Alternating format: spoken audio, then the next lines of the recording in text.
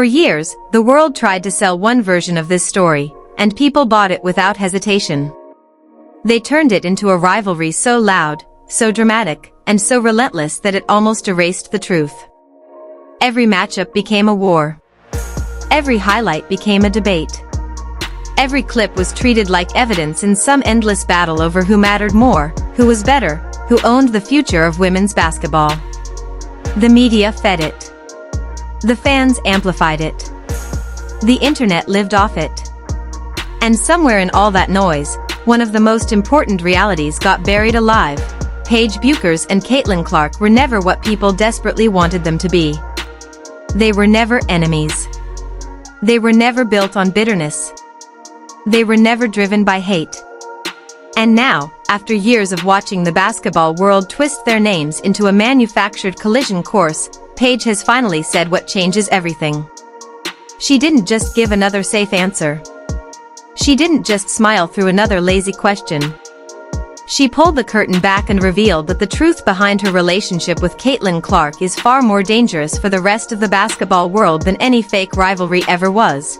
Because if these two are really on the same page, if this chemistry is really as natural as it looks, then the future of Team USA may already be decided before the rest of the world even realizes what's happening. That's the real story, not rivalry. Not jealousy. Not division. Dominance.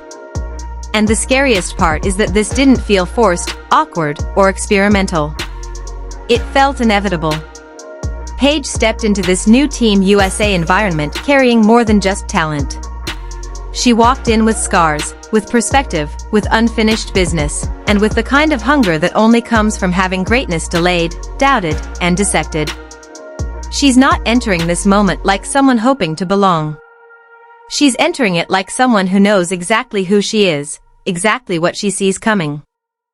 And exactly why this next era is going to look different. When she talked about the younger wave coming into USA basketball, there was no insecurity in her voice. No hesitation. No need for validation. There was pride.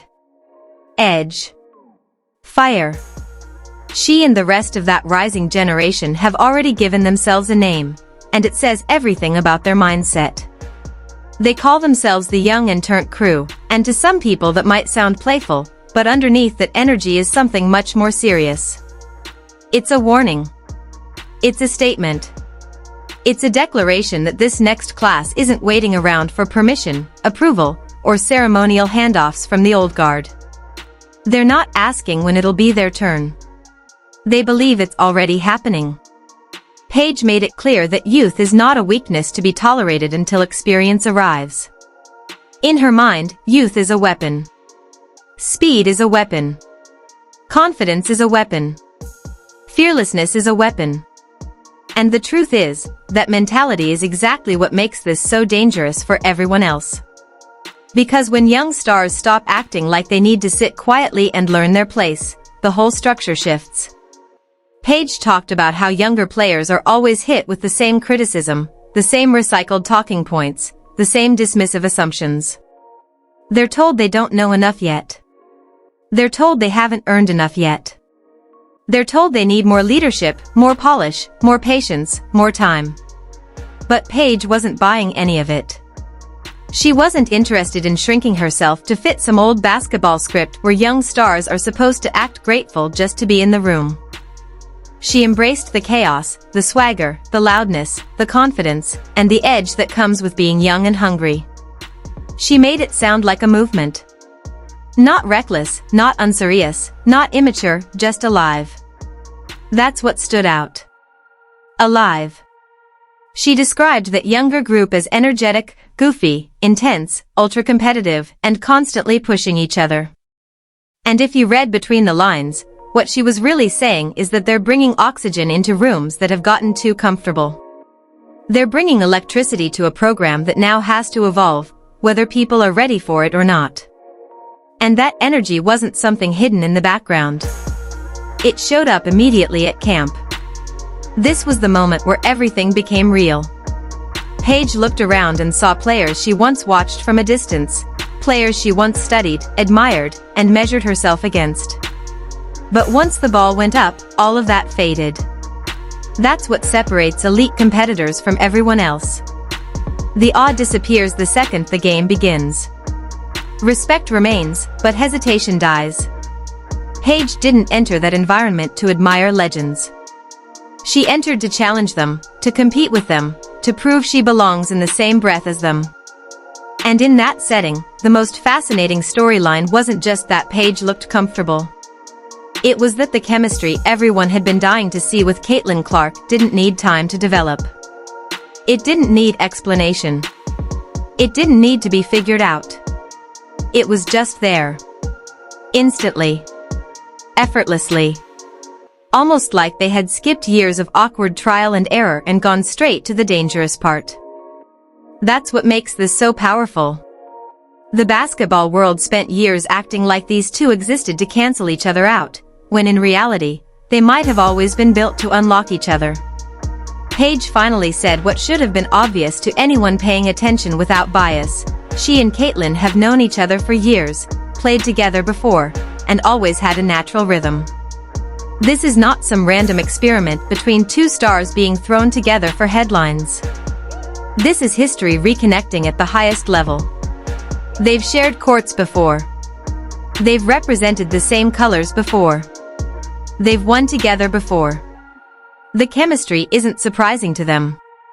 It's only surprising to the people who were too addicted to the rivalry narrative to ever notice what was right in front of them. And when Paige addressed the way the public has pinned her and Caitlin against each other for so long, she didn't sound bitter. She sounded almost amused, like someone who has long understood how the machine works. She knows exactly what the media does. She knows exactly how fans get manipulated into choosing sides and turning basketball into personal warfare.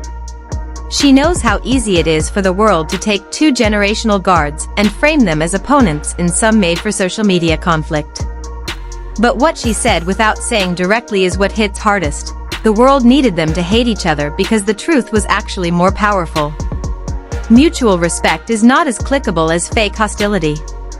Genuine admiration doesn't trend as fast as conflict.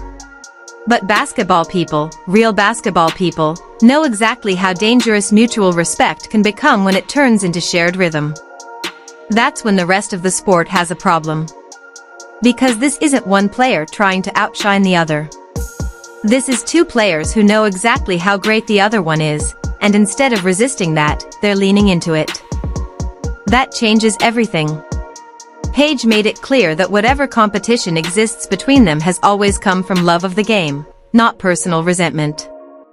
And that distinction matters more than people realize.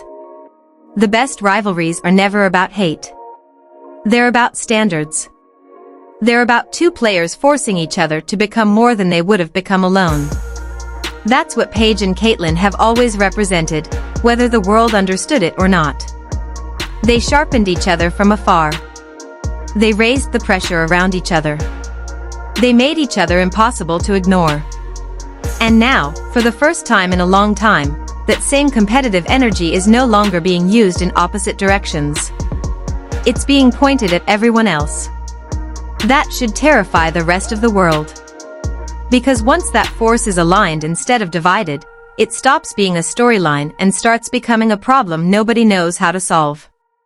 And the most chilling part of all is that the eye test backed every word of it up.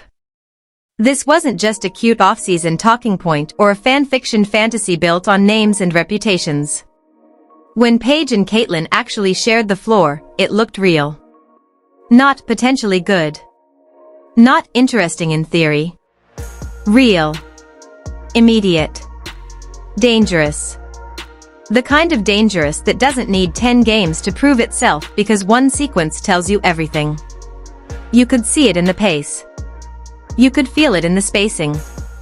You could hear it in the reaction from the crowd and the shift in energy every time they started moving in sync. Caitlin would push the tempo with that unmistakable command she brings to transition.